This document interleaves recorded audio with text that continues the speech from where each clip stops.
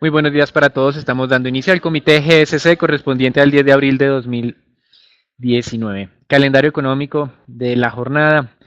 Iniciamos con intervenciones de varios miembros de bancos centrales, incluyendo el presidente del Banco Central Europeo, Mario Draghi, teniendo en cuenta que hoy teníamos la reunión mensual de esta institución. Y también tuvimos declaraciones del presidente del Banco Central de Japón y más adelante tendremos declaraciones de miembros del Banco Central de Inglaterra y del Banco Central de los Estados Unidos. Es decir, tenemos una jornada, digamos, muy movida desde el punto de vista de intervenciones de banqueros centrales. Por otra parte, tuvimos cifras de IPP en Japón el día de ayer, hoy en Europa cifras de industria, donde en Francia en el mes de febrero tuvo una mejor dinámica, Reino Unido también una mejor dinámica a la anticipada para el mes de febrero, en vez de contraerse casi 1%, logró mantenerse relativamente estable, incluso con un crecimiento de 0.1%. El Banco Central Europeo mantuvo la tasa de referencia inalterada, más adelante hablaremos en más detalle sobre este tema. En Brasil, la inflación subió un poco más de lo que el mercado había anticipado, pasando del 3.89 al 4.58. De todas maneras, recuerden que esa 4.5 es la meta puntual en Brasil, con 2 puntos arriba y 2 puntos abajo como margen, es decir, va del 6,5 hasta el 2,5, por lo tanto, pues digamos que la inflación no es motivo de preocupación en el corto plazo. En Brasil, más que todo, están concentrados en ese trámite de la reforma pensional que en este momento luce muy engavetada en el Congreso. Vamos a ver si efectivamente las declaraciones de los ministros logran desentrabar esta situación. En los Estados Unidos se va a conocer el día de hoy las cifras de inflación, la inflación total 0.4%, 12 meses un poco revisada más fuerte al alza de lo que se había anticipado. Probablemente tengamos acá precios de combustibles por los incrementos del petróleo durante las últimas semanas, pues ha venido generando impacto acá más de lo que el mercado había anticipado. 1.9% inflación 12 meses frente a una expectativa del 1.8%. La historia por la inflación básica, es decir, excluyendo el tema de alimentos y de combustibles es un poco diferente. La inflación del mes por debajo de lo anticipado, 0.1% frente a un 0.2%, y la inflación 12 meses descendió en vez de mantenerse inalterada. Obviamente el descenso es moderado, pero es importante, cayendo del 2.1 al 2%. Entre otros eventos que tenemos para la jornada, tenemos los inventarios de petróleo. Más adelante Raúl hablará sobre esto de manera detallada. Tendremos la colocación de tesoros a 10 años por 24 billones de dólares. Las tasas no se han movido mucho en las últimas jornadas, está muy cerca del 2,50 por cerca de 2 días. Y tenemos en Estados Unidos la publicación del presupuesto o de las cifras fiscales correspondientes a marzo, donde el mercado espera un déficit cercano a los 180 billones de dólares. Trump sigue incumpliendo su promesa de que su reforma tributaria se iba a pagar sola, esto ya lo sabíamos, pero y esto tenía implicaciones también en el lado del el tema de comercio internacional, él diciendo que es injusto el tratamiento del mundo frente a Estados Unidos, desconociendo obviamente esa inclinación de consumismo que tiene esta economía y que es una de las razones por las cuales característicamente o estructuralmente Estados Unidos siempre está en déficit en sus cuentas internacionales. Y cerraría la jornada con temas de inflación en China, una expectativa de incremento del 1.5 al 2.3% y del IPP que se había generado gran preocupación durante los últimos 6 u 8 meses, con descensos que llevaron la inflación al producto casi al 0%, el mercado espera algo de repunte a niveles del 0.4%. Con respecto al mundo, recuerden que ayer hablamos que el Fondo Monetario iba a publicar sus actualizaciones de pronósticos de crecimiento para el año 2019. Nosotros, mientras estábamos realizando ese comité, se dio a conocer el documento, es decir, esto ya parece una noticia vieja, tiene más de 24 horas aproximadamente, pero lo que efectivamente se confirmó es que revisó nuevamente a la baja ese pronóstico de crecimiento del 3.5 al 3.3%. En enero lo había revisado al 3.5, ahora en el mes de abril lo revisa al 3.3, hace un año tenía 3.9% y las razones para hacer estas revisiones es que sin duda esas confrontaciones de carácter comercial, ya hemos visto a la AMC revisando hacia la baja constantemente sus pronósticos de crecimiento, pues bueno, esto ya ha tenido una implicación en los pronósticos también del Fondo Monetario Internacional. Lo que estuvo haciendo los bancos, o lo que hicieron los bancos centrales durante el año 2018, incrementos de tasas de interés o de unos discursos un poco menos expansivos, eso también generó impacto en la dinámica económica al cierre del 2018 y comenzó el 2019 débil. Eso también está incorporado dentro de estos ajustes de expectativas del Fondo Monetario Internacional y los otros riesgos que no se han terminado de solucionar, como es el tema del Brexit, pues ha hecho que el Fondo Monetario Internacional adopte estas decisiones. Los países que más sufrieron con estos ajustes fueron sin duda Alemania, que pasó de un pronóstico del 1.3 al 0.8, y hace un par de jornadas ya hemos escuchado que los institutos dentro de Alemania habían hecho esa revisión del 1.2 al 0.8. El Fondo Monetario Internacional hace lo mismo. También tuvimos a Italia, que pasó de una expectativa de crecimiento del 0,6 ahora al 0,1. Recuerden que en algunos titulares hablan de posible recesión en Italia, y ayer la coalición de gobierno en Italia le está diciendo a la Unión Europea: no vamos a cumplir con lo que pactamos en diciembre, nuestro déficit no va a ser del 2, sino del 2,4, como habíamos pasado inicialmente en nuestro plan presupuestal. Entonces aquí vamos a tener una pelea entre Italia y sus socios de la Unión Europea próximamente. Y tenemos en América Latina fuertes revisiones en casos de México y de Brasil. México pasando del 2.1 al 1.5. Ya hemos mencionado nosotros que en América Latina parece haber una moda a la cual Colombia no se ha ajustado. Están revisando a la baja los pronósticos de crecimiento. Este es el caso de México. Brasil también pasa del 2.5 al 2.1. Hay casos especiales como el de Argentina, donde la contracción pues se va a presentar que es del 1.2%, ya lo habíamos mencionado la semana pasada. Y pues el tema de Venezuela, sin saber cuáles son las cifras con las que nos estamos utilizando pues para hacer esos pronósticos, pero el Fondo Monetario Internacional dice la economía de Venezuela se va a contraer 25% este año. El año pasado fue 18%, la inflación de Venezuela este año va a ser de 10 millones por ciento, el año pasado fue 1.5 millones por ciento.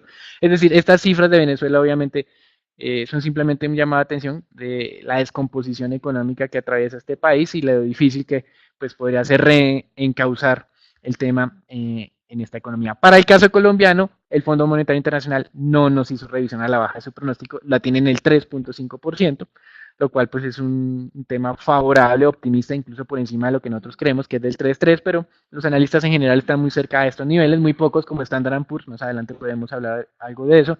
Sí tiene una expectativa de crecimiento de Colombia del 3%, y tal vez es uno de los más bajos que hemos identificado dentro de los más representativos recientemente. Canadá es otra economía que se ha visto afectada, pasaría del 1,9 al 1,5%. China, contrario a estas revisiones, recibió una revisión al alza, pasando del 6,2 al 6,3%.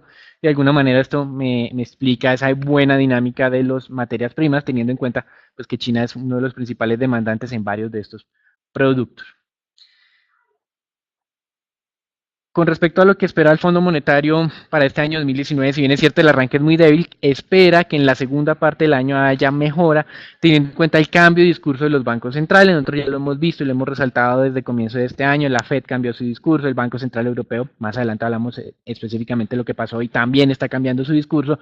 Y China ha implementado también medidas un poco de más estímulo, aunque del lado monetario está un poquito más restringido. Entonces esto, el Fondo Monetario Internacional va a ayudar, pero los nubarrones siguen siendo el tema comercial. Ayer Trump nos llamaba la atención sobre Europa, su próximo posible foco de discusión o de pelea comercial. Y pues sin duda pues esto va a continuar generando impacto, más el tema del Brexit y los problemas que han tenido en temas de desaceleración varias economías europeas, ya hablamos de Alemania y de Italia. Con respecto a el tema del Brexit, la primera ministra británica efectivamente solicitó esa extensión a sus socios europeos, y los socios europeos no han tomado una decisión, pero ya se han conocido algunos borradores donde efectivamente le estarían dando un aplazamiento.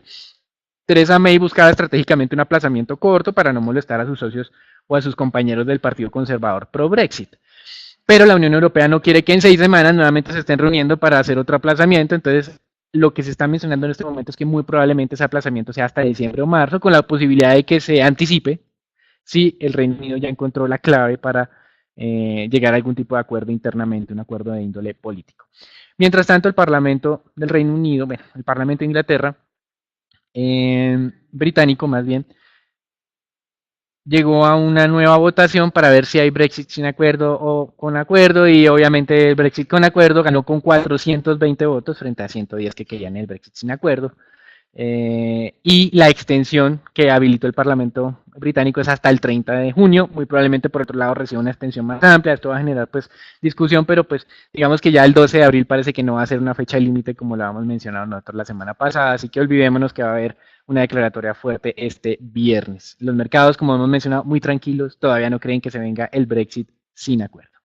Y con respecto a temas de crecimiento, sorprendió el mes de febrero el Reino Unido, crecimiento del 0.2% frente a enero. El mercado esperaba estancamiento. Obviamente, los que consideramos que el Brexit es un tema negativo, estamos diciendo que tal vez se preparó la economía para incrementar sus inventarios en estos momentos en que todavía las líneas de suministro están baratas, es decir, todavía no hay aranceles impuestos en doble vía, y por eso se registró ese crecimiento. Es decir, tiene que haberse registrado un incremento de inventarios dentro de la economía británica para que me explique este aumento, no por una mayor demanda como tal.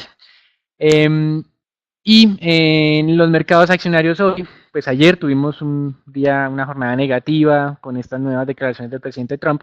Hoy lo que estamos viendo es algo más de tranquilidad, algunas valorizaciones cercanas al 0.2% en promedio en Europa y en los futuros de Estados Unidos. Boeing ya anunció que efectivamente su primer trimestre no fue tan bueno, casi un 50% se afectaron tanto la producción como las órdenes por sus aviones 737 MAX 8 y 9.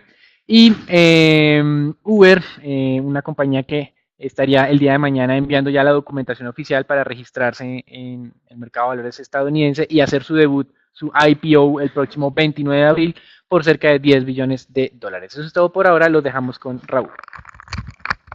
Buenos días, el S&P en la jornada del día de ayer mostró un débil comportamiento ante temores de una guerra comercial con la Unión Europea, teniendo en cuenta los recientes aranceles mencionados por el presidente Donald Trump y las posibles represalias tomadas por la Unión Europea y preocupaciones por la reducción de las proyecciones de crecimiento por parte del FMI, el cual Daniel mencionó anteriormente. La jornada del día de hoy, los futuros se valorizan levemente. Puntualmente el S&P avanza alrededor del 0.15% aproximadamente, principalmente a la espera de darse a conocer las minutas de la Fed.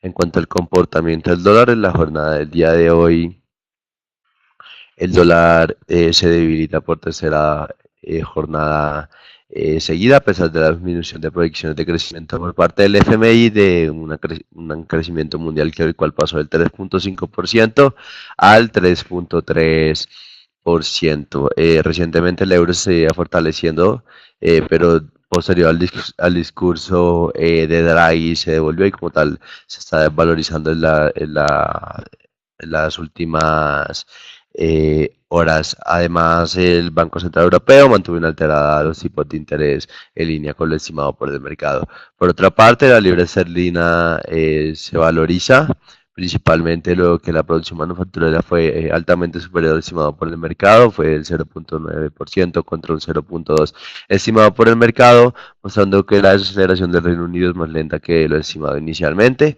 y también el PIB fue superior al estimado por el mercado esperaba un estancamiento, mientras que sí un crecimiento del 0.2%. Finalmente, la Unión Europea otorgó a May y una prórroga del Brexit del 12 de abril al 30 de junio, aunque le pide una mayor claridad de cómo piensa como tal convencer al Parlamento británico. Esto fue todo por el mercado de divisas, lo dejo con el mercado de commodities con David. Tema petrolero, ayer, a pesar de lo que ocurrió en los inventarios API, que serán más detalladamente explicados por Raúl también, los precios del petróleo subieron. Y aquí teníamos varias noticias que no tenían sentido o no nos mostraban o explicaban por qué el petróleo siguió marcando máximos recientes. También tuvimos a la Agencia de Información de Energía de los Estados Unidos o Departamento de Energía incrementando su pronóstico de producción de Estados Unidos para este año en 80.000 barriles diarios más, reduciendo el pronóstico de demanda de petróleo para este año en 50.000 barriles menos. Pero eso no importó y el mercado continuaba muy fuerte. Recuerden lo que mencionábamos de Rusia, que ya no estaba tan inclinado a extender o prorrogar esos recortes de la producción de petróleo, teniendo en cuenta que ellos sentían que los precios ya estaban en niveles que para ellos son razonablemente buenos. Entonces, digamos que todo ese conjunto de factores fundamentales no estuvieron en apariencia alineados con ese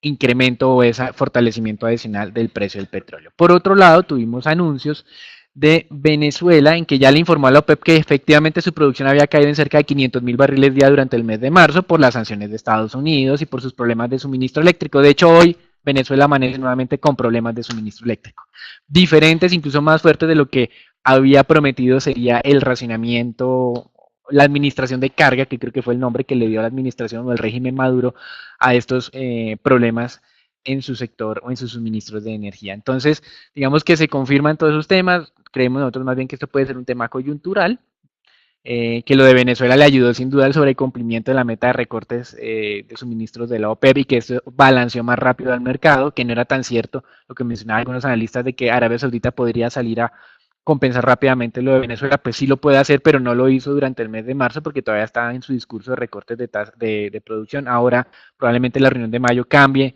el sentimiento dentro de la OPEP, pero eso de alguna manera nos muestra que nuestras expectativas de promedios de $60, como hemos mencionado para el caso del WTI, sería una apuesta razonable. Obviamente, como siempre, hacemos la advertencia de los altos niveles de volatilidad que tiene el precio del petróleo. En el promedio, en la media móvil 200, bueno, aquí simplemente empecé. En la media móvil 200, el precio del WTI está cerca de sus 60, está un poquito por encima. La media móvil 100 está en 57 y media móvil, en la media móvil 50 está en cerca de los 57, la media móvil 100 está cerca a los 54. De alguna manera creemos nosotros que pues, esas oscilaciones pueden estar alrededor de esos niveles de los $60 para el caso del WTI. Como lo mencionaba también el día de ayer Goldman Sachs, puede que haya sobre reacción durante este trimestre, pero espera que más adelante con incrementos de producción nuevamente de la OPEP, pues el precio del petróleo se modere. Así que esa es como nuestra visión, no la hemos modificado aún. Por el lado de existencias de crudo API aumentaron más de lo estimado por el mercado, 4.1 millones de barriles contra 2.3 estimado por el mercado. Sin embargo, el dato, el crudo como tal, no tuvo caída, sino por contrario se valorizó. Fue teniendo en cuenta que hubo una fuerte caída de inventarios de 7.1 millones de barriles, la mayor caída desde mediados del 2017, superior al estimado alrededor de 2 millones de barriles en la jornada del día de hoy. El crudo sigue ganando valor, se avanza alrededor de 0.5%, aunque todavía se mantiene por debajo de los $65 por barril. Esto lo dejo con renta fija con Daniel. En renta fija y hasta el momento, hasta antes de conocerse la decisión del Banco Central Europeo, las cosas estaban relativamente tranquilas. El Banco Central Europeo habló y confirmó pues, la expectativa de mantener inalterada la tasa de interés. Recuerden que allá la tasa es del 0% y la tasa de contracción es del menos 0.4%, es decir, que si los bancos tienen exceso de liquidez y los envían al Banco Central Europeo, están perdiendo dinero, están perdiendo el 0.4% en términos anualizados. Y con respecto a lo que tal vez era más interesante sería cómo modificaba el Banco Central Europeo sus expectativas de primer incremento de tasa, más o menos estuvieron inalteradas, dijeron que muy probablemente solo hasta final de año puedan llegar a tomar algún tipo de decisión de modificación de la tasa de referencia. Con respecto a la reinversión de los títulos que se puedan ir venciendo dentro del portafolio del Banco Central Europeo, lo que dijo la entidad es que van a estar reinvirtiendo el 100% por este momento, o sea, durante todo este año. Eso es una manera como para garantizarle liquidez a la economía de la zona euro. Y por otra parte, con respecto al esquema de liquidez que se va a lanzar en septiembre, no se dieron demasiados detalles, simplemente el presidente del Banco Central Europeo, el italiano Mario Draghi, afirmaba que en las próximas reuniones, en cualquiera de las próximas 4 reuniones que se tengan hasta septiembre, estará anunciando cuáles van a ser esas características de esas operaciones. Entonces, en cierta medida, pues no se manifestó mucho, sí insistió en el tema de los riesgos para la economía y eventualmente eso pudo haber generado un descenso adicional en las tasas, sobre todo en el tema europeo, como ustedes pueden ver entre unos 2 y 3 puntos básicos en general. El tema italiano es llamativo, la deuda italiana no generó pérdida el día de hoy a pesar de este anuncio de incumplimiento de su programa fiscal de este año, pero pues creemos que más adelante podrá recrudecerse estas discusiones. Con respecto a los Estados Unidos, Goldman Sachs redujo su probabilidad de posible ocurrencia de recesión en los Estados Unidos de un 20 a un 10%, teniendo en cuenta el cambio de discurso de la Reserva Federal. Esto es interesante, pero no todos los analistas están de acuerdo. Una compañía que se llama Guggenheim dice que esa probabilidad subió del 20 al 40%, pero tal vez pueda llegar a ser un poco más representativo lo que diga Goldman Sachs, teniendo en cuenta su tradición, etcétera, etcétera. Y el gobernador de la Reserva, uno de los gobernadores de la Junta de la Reserva Federal, Richard Clarida, consideraba que la tasa de desempleo podría mantenerse abajo por un periodo prolongado sin generar presiones inflacionarias, aunque no habló de la tasa de referencia, esto implícitamente dice que él va a ser muy paciente y que solo va a hacer ajustes una vez que él confirme que la inflación sí puede superar el 2%.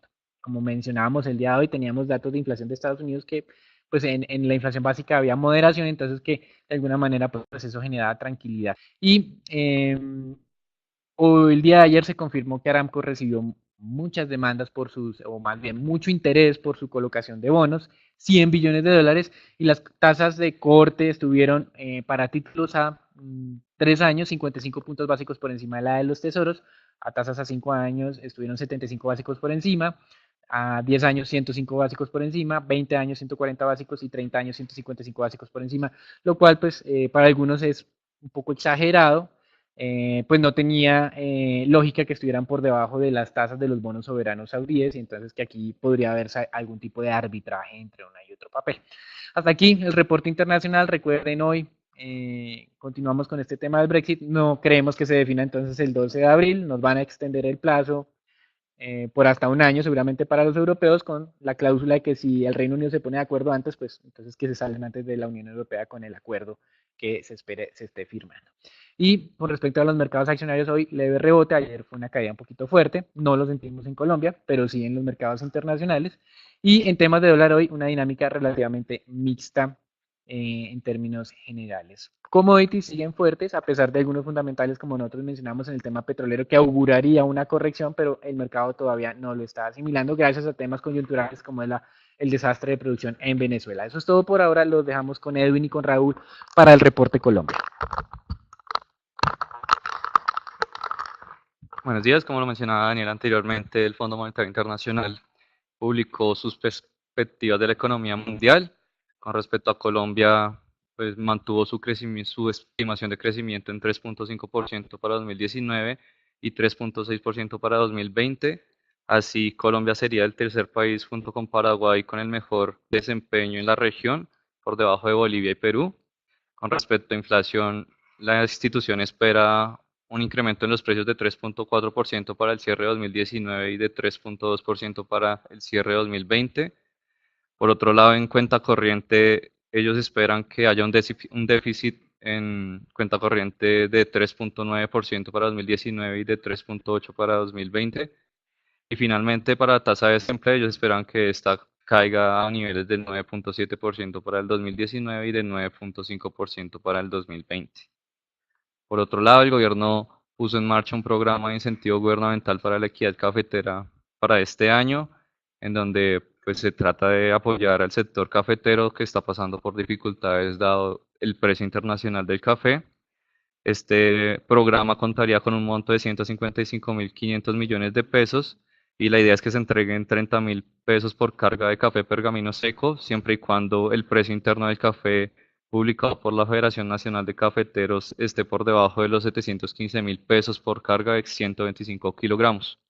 Por otro lado, el Comité Nacional de Cafeteros aprobó poner en marcha un programa de renovación de cafetales para este año con un valor de 12.512 millones de pesos.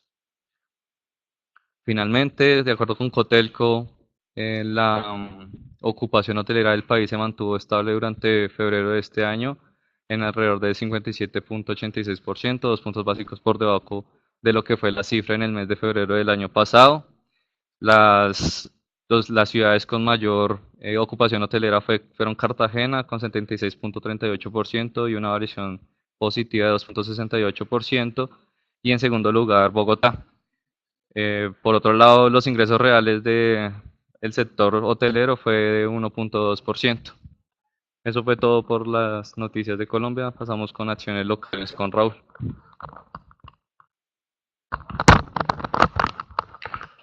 Por el lado del Colcap, en la jornada del día de ayer, a inicio de la jornada el índice mostraba leves desvalorizaciones y finalmente cerca de la subasta de cierre finalmente terminó valorizándose levemente. En cuanto al monto negociado, se negociaron 161.000 millones de pesos, en donde la acción negociada volvió a ser Ecopetrol con 29.000 millones. Para el día de hoy esperamos que el Gold Cap se siga valorizando, aunque principalmente dependerá de las minutas de la Fed, siempre y cuando no haya información adicional que pueda generar ruido sobre los índices de renta variable.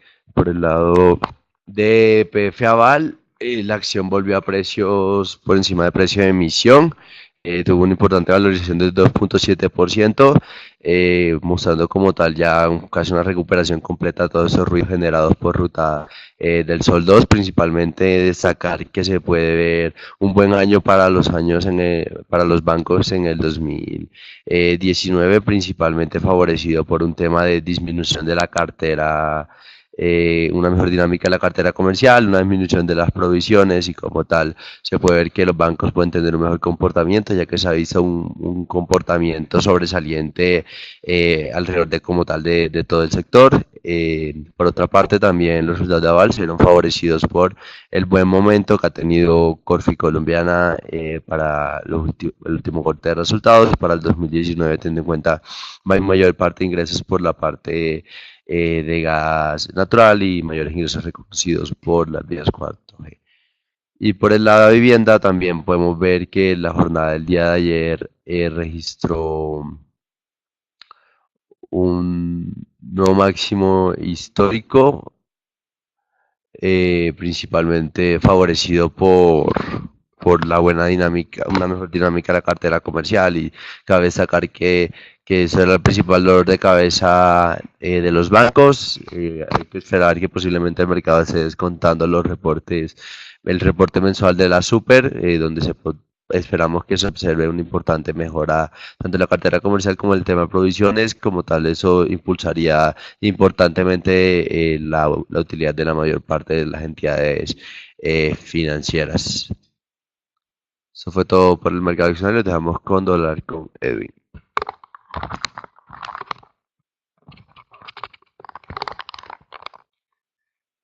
El peso colombiano el día de ayer continuó apreciándose, en esta ocasión 0.29% con respecto al dólar, y cerró el día en 3.104 pesos por dólar, con un monto de negociación de 816 millones de dólares, de nuevo con bajos montos de negociación pues, que se ven en este tipo de mercado.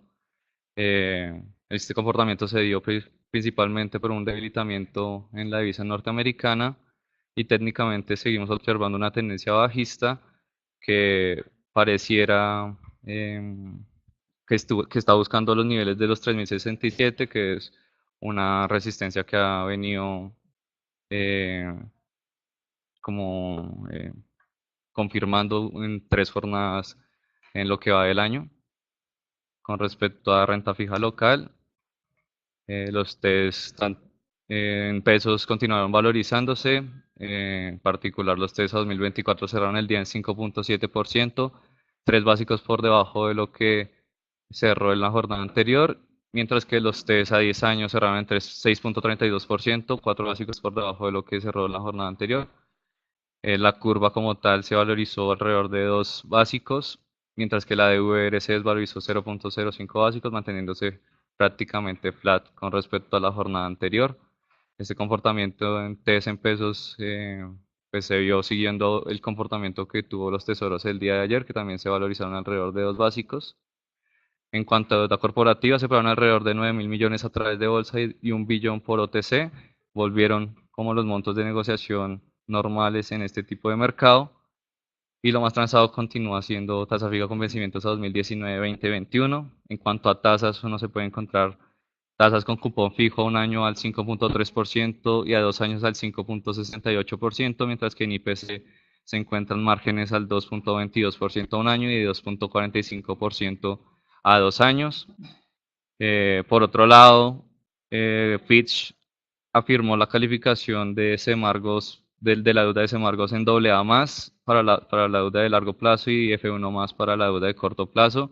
Sin embargo, cambió su perspectiva de estable a negativa, dado el elevado apalancamiento de la compañía, que no se ha venido desapalancando en lo que esperaba Fitch con respecto a su publicación anterior. Por otro lado, EPSA modificó su programa de emisión y colocación de papeles comerciales y bonos ordinarios. Dentro de esta modificación, modificó el cupo global de sus emisiones a 2 billones de pesos y aplazó o renovó su plazo de vigencia por 3 años, comenzando desde septiembre de 2018. Eso fue todo por las noticias, por el informe de hoy. Les esperamos mañana con un nuevo comité y les recordamos que nos sigan en nuestras redes sociales para mantenerse informados acerca de los movimientos del mercado de capitales. Muchas gracias.